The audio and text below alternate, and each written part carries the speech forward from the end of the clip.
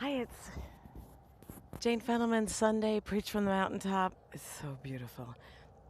It's March, March 29th, I'm pretty sure. March 29th, most likely. I want to talk about your gifts today. This is what's been coming up in my life. It's spring in Arizona, and there's bugs and flowers.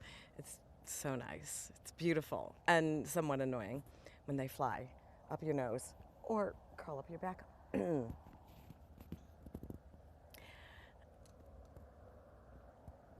I'm doing my preach for the mountaintop outside instead of in my car, just to be different.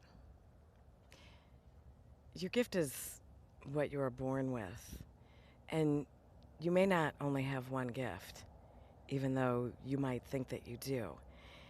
And this has been coming up so much lately for me, and also especially since I hike with a back brace on. Not since I hike with a back brace on. Especially since I watched this special with Julie Andrews, Diane Sawyer, on 2020 with Julie Andrews.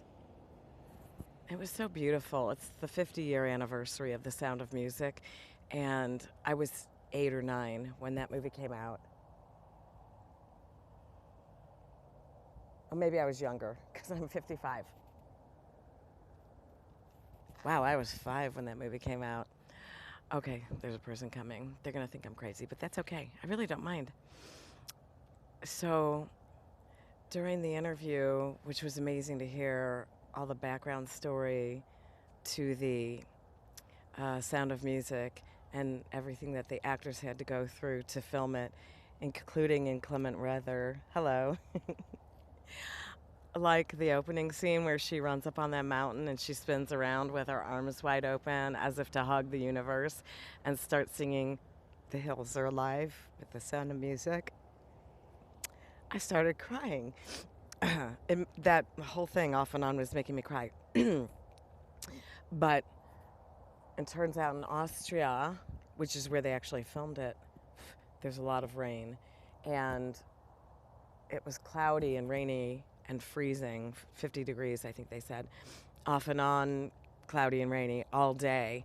And there was a helicopter getting the shot, and it was pushing down this freezing cold wind. And the actors, Julie Andrews had to ride up that mountain in a cart pulled by oxen, sitting on camera equipment, and they were huddled in these tents and waiting to do the shots. And it's actors know can be an ordeal physically, and you're lucky if you have a good director who understands this and that how exhausting it is, and also to get the emotion. And also the director has a big job too, because there's over 1,000 moving parts on a film. Anyway, she was talking about how every time the clouds would clear and they'd say, okay, go, action, run up the hill, and they would blast the music out of these giant speakers hidden in the trees, that she felt so inspired that she could hit it every time, hit the emotion that they needed, because she felt like after all the long waiting, she was being released. So it was amazing. And Julie Andrews had this amazing voice, and she could hit these high notes. She had a just unparalleled singing range. It was her gift. It was her gift. And she's 78 now. And a year or two ago, she had what was supposed to be a routine surgery on her throat, I think because of a throat strain, or maybe it was a nodule, I don't know. But the doctor made a mistake and took her singing voice away. Made a mistake, and the mistake took her singing voice. So there's a lawsuit, and she said, I can't really talk about it. But you could tell there was this deep pain in her. And when she talked about no longer being able to hit the high note and wishing that she could,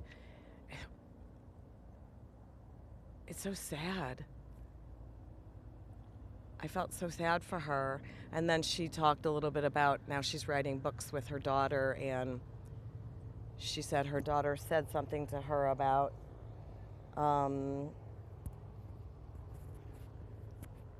you now you use your voice in a different way.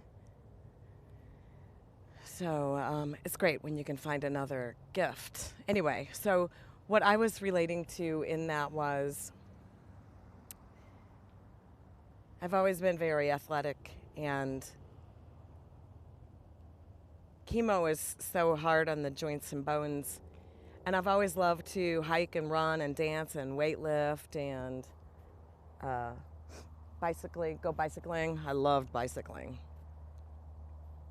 And then after the chemo, within a few years, my bones started breaking down, and I had to have a spinal fusion and a hindfoot fusion. That's an ankle fusion. So a lot of the last 4 years, well, from 2010 through 2014, I had to have multiple surgeries that immobilized my bones, certain bones. I can't ride a bike anymore. I can't run anymore. Well, I can. It looks really funny. It looks funny. Ask Maria Rose. It looks funny when I run. I look like a football player running through tires. You know when the football players do their practice and they run through tires? That's what I look like. And I can't point my toe anymore. I can't do a toe point for dancing on my left foot. And I can't arch back like you would if you were going to do a super archy dip, or I can kind of Argentine tango, or a waltz or a foxtrot. It's a big arch back, but I have to do it all with my upper back. Anyway, I felt robbed of a lot of my gifts.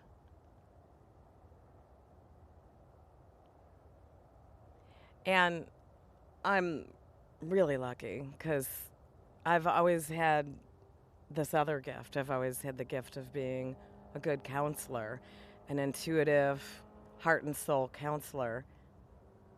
And what's really funny is after all these surgeries were done, after the laws changed for counselors and you needed an additional certification to be called a psychotherapist, which I didn't get and I didn't want and I didn't need because I have so many other certs like hospice certifications and critical incidents debriefing certification. I had all these other certifications, so I didn't care about it. I didn't want it. It meant a lot of dues and fees and classes and Big Brother watching and the government in your business, and you can't hug a client and stuff like that, things like that. I mean, I don't know if that's one of the rules. It's probably one of the rules. Anyway, I've always been a gifted counselor, individual couples and family counselor. So after all these surgeries were done, and I got about the business of getting back to business and rebuilding my practice, every time I started really rolling and coming out, especially about being able to cure ADD and ADHD without drugs, the Arizona Board of Behavioral Health examiners would kind of bash me back down to the ground. They would come after me. They would say that I was practicing psychotherapy without a license, which I'm not, and I wasn't, and I don't. That's not what I do. I don't do psychotherapy. Psychotherapy, I don't think, really works. It's ruminating over and over and over your problems. It's identifying your problem. What's your problem? What's wrong with you? And I don't do that.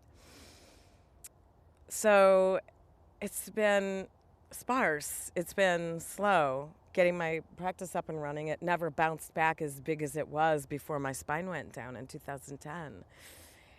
And I kept on getting these acting jobs here and there, which I also love. And also my dear friend Kevin Phipps asked me to come and teach Meisner acting at his Meisner school at the Artist Box. And it's really funny because the last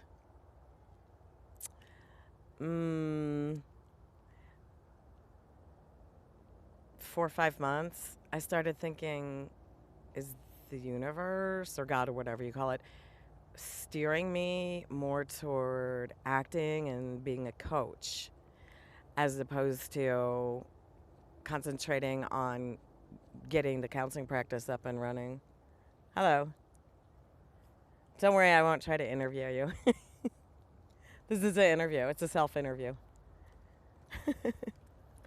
So I didn't fight it and I didn't go after it. And okay, so here's what I'm finding. Here's what I know. There's a current and a flow in the universe, like an infinite ocean. And if you get quiet and listen to the current of the universe, then it will gently steer you in the direction that you're supposed to be going in. Yes, you're supposed to swim too. Yes. Oh, my arm's getting tired.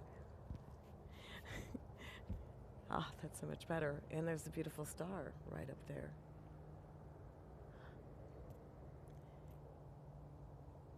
You're supposed to swim and help yourself get there, wherever there is. But also you have to listen to the current of the universe and flow with it. And so what happened eventually was I became the head coach at the Meisner Acting School, the best Meisner school in Arizona. And I get called to audition or just get called to come and play a part on a film or a commercial or a marketing video. And then whenever it's time, someone calls me for a counseling session whenever someone needs help with something. And it's all ebbed and flowed in perfect timing.